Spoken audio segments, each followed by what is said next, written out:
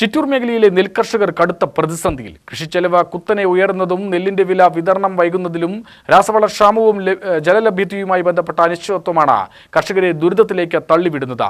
കർക്കിടകത്തിലും ആവശ്യത്തിന് മഴ ലഭിക്കാതെ വന്നാൽ കൃഷി ഉണക്കത്തിലേക്ക് പോകുമെന്ന ആശങ്കയാണ് കർഷകർക്കിടയിൽ ശക്തമാകുന്നത്. കഴിഞ്ഞ സീസണിൽ സംഭരിച്ച നെല്ലിന്റെ വില വിതരണം കാര്യക്ഷമമല്ലെന്നാണ് കർഷകരുടെ പരാതി. സമയബന്ധിതമായി തുക ലഭിക്കാത്തത് പുതിയ കൃഷിക്കാവശ്യമായ നിക്ഷേപങ്ങൾ നടത്തുന്നതിനും വായ്പകൾ തിരിച്ചടയ്ക്കുന്നതിനും വലിയ തിരിച്ചടിയായി മാറിയിരിക്കുകയാണ്. അതേസമയം രാസവളങ്ങളുടെ വിലവർധനയും കർഷകരെ സാമ്പത്തികമായി കൂടുതൽ പ്രതിസന്ധിയിലാക്കുകയാണ്. വിലക്കയറ്റത്തിന് പുറമെ ആവശ്യമായ സമയത്ത് രാസവളം ലഭിക്കാത്തതും കൃഷിയെ പ്രതികൂലമായി ബാധിക്കുന്നു. രാസവളം വാങ്ങുന്നതിനായി നടപ്പാക്കിയ പുതിയ നടപടിക്രമങ്ങൾ സാധാരണ കർഷകർക്ക് കൂടുതൽ ബുദ്ധിമുട്ടുണ്ടാക്കുന്നതായും കർഷകർ ചൂണ്ടിക്കാട്ടുന്നു. പാലക്കാട് ജില്ലയിലെ കിഴക്കൻ മേഖലയിലെ കൃഷിക്കാർ, അതായത് ചിറ്റൂർ, ആലത്തൂർ, പാലക്കാട് താലൂക്കുകളിലെ ഈ നെൽകർഷകർ വളരെയേറെ പ്രതിസന്ധി നേരിടുകയാണ്. ഒന്ന്, ഈ കഴിഞ്ഞ ഫെബ്രുവരി മാർച്ച് മാസങ്ങളിൽ കൊയ്ത്ത് കഴിഞ്ഞിട്ട് അത് നെല്ലെടുത്തുകൊണ്ട് പോകണതിലും അതിൻ്റെ PRS കിടക്കുന്നതിലും ആ PRS വെരിഫിക്കേഷൻ നടത്തുന്നതിലും പിന്നെ അത് ബാങ്കിൽ സ്വീകരിക്കാത്തത് കാരണം പണം കിട്ടാത്തതിലും കൃഷിക്കാർ വളരെയേറെ വിഷമത്തിലാണ്. പണം കിട്ടാതെ ഇപ്പോൾ കഴിഞ്ഞ രണ്ടാം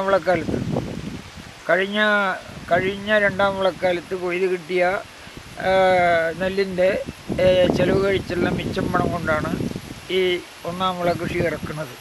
എൻ്റെ മകൻ്റെ പേർക്കുള്ളത്, ഭാര്യൻ്റെ പേർക്ക് 2 PRS. ഇതുകൊണ്ട് നല്ലേപ്പള്ളി SBIയിലാണ് ആ PRS എന്ന ബാങ്കിന് അക്കൗണ്ട് ഉള്ളത്. അവിടെ കൊണ്ട് കൊടുത്തിട്ട് ഇനിയും അത് സ്വീകരിക്കാത്ത ഒരവസ്ഥയുണ്ട്. പിന്നെ ഒരു ലീസിനെടുത്ത 1.5 ഏക്കർ കണ്ടത്തിൻ്റെ PRS പാലക്കാട് PMO ഓഫീസിൽ അതിൻ്റെ വെരിഫിക്കേഷൻ നടപടി പോലും പൂർത്തീകരിക്കാത്ത അവസ്ഥയാണ്. അത് പൈസയായിട്ട് വരുമ്പോഴേക്കും ഇപ്പോൾ ഇറക്കിയ കൃഷി കതിരായാലും കൊയ്യാനായാലും கிடைക്കില്ല എന്നുള്ള ഒരവസ്ഥയാണത്. ഇപ്പോൾ അലോട്ട്മെൻറ്റ് തന്നെ, ബാങ്കുകൾക്ക് അലോട്ട്മെൻറ്റ് തന്നെ கிடைക്കുക ജൂൺ 15 വരെ എന്തോ ഉള്ള ഇതാണ് കിടച്ചിട്ടുള്ളത്. ഇതുവരെ അവർക്ക് പോലും പൈസ കിടച്ചിട്ടില്ല.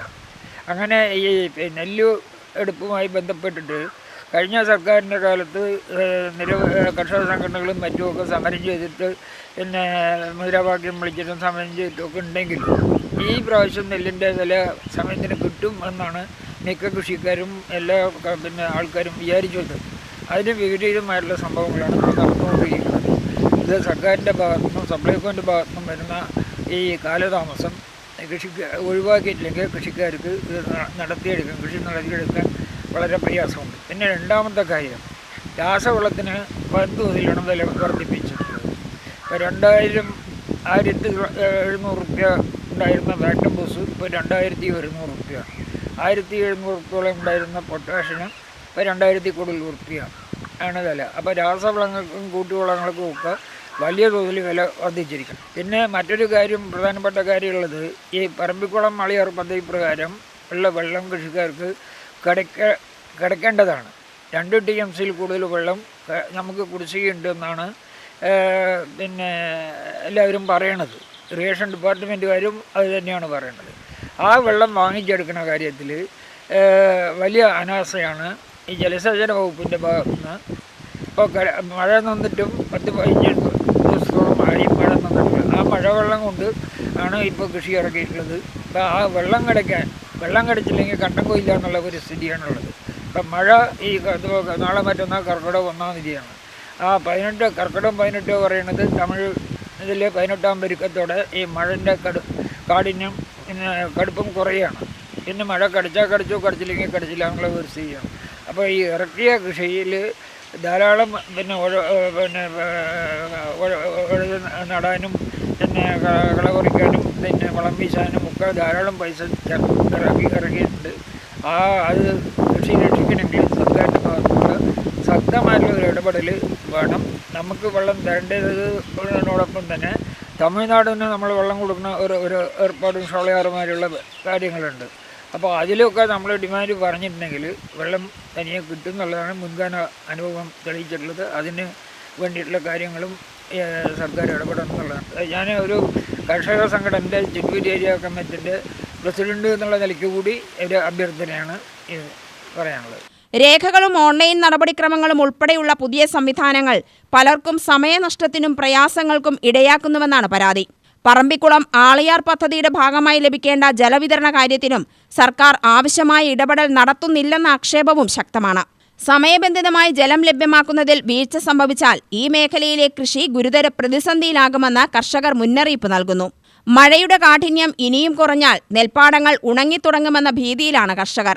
നിലവിൽ പല പ്രദേശങ്ങളിലും കൃഷിയിടങ്ങൾ സംരക്ഷിക്കുന്നതിനായി കുഴൽക്കിണറുകളിൽ നിന്നും മോട്ടോർ ഉപയോഗിച്ച് വെള്ളം പമ്പ് ചെയ്തെത്തിക്കുകയാണ്.